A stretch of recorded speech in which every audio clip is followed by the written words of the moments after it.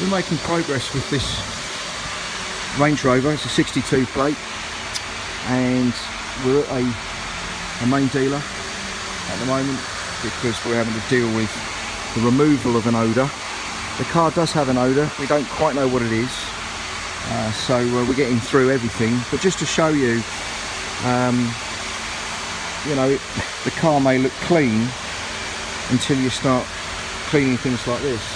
Now that water was clear before we submerged the seatbelt into it, and as you can see there, the chemical that we added to the, or I should say our own cleaning agent, which is called Micro Cleanse, we added to the hot water.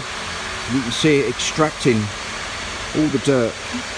It's 5 years worth of use that this car's had, and yeah, it's quite remarkable. That's how much dirt the seatbelt store, and the seatbelt could also be holding onto an odour.